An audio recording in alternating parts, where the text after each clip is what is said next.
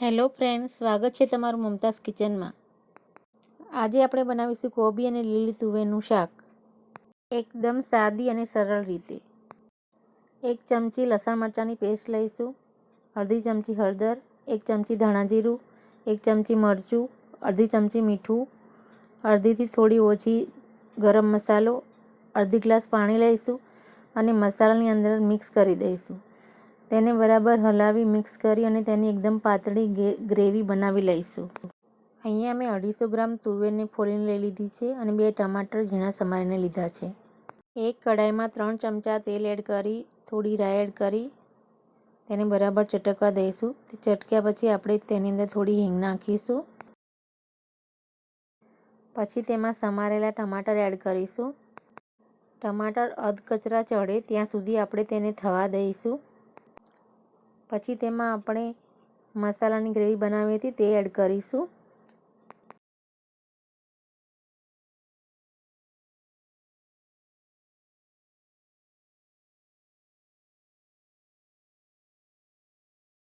ટમાટર બરાબર ચડી જાય પછી આપણે તેમાં લીલી તુવેર એડ કરીશું।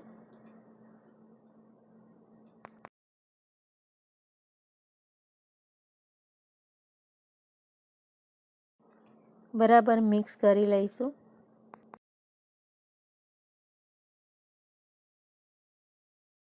ટમાટર એકદમ ઓગળી જવા આવે અને તુવેર ચડી જાય પછી આપણે તેની અંદર કોબી એડ કરીશું।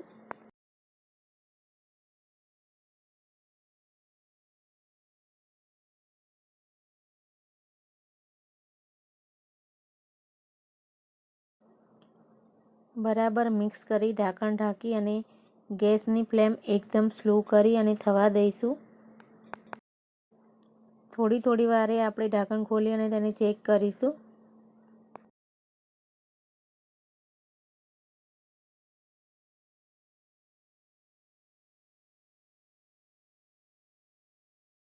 ત્રણ ચાર વખત ચેક કર્યા બાદ હવે આપણે કોબી અને લીલી તુવેરનું શાક રેડી થઈ જવા આવ્યું છે। લીલા ધાણા સ્પ્રિંકલ કરીશું।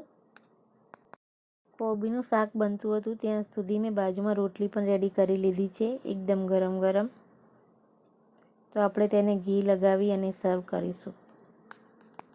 મારી રેસીપી ગમે તો તેને લાઈક કરજો, મારી ચેનલને સબસ્ક્રાઈબ કરજો। Thank you for watching.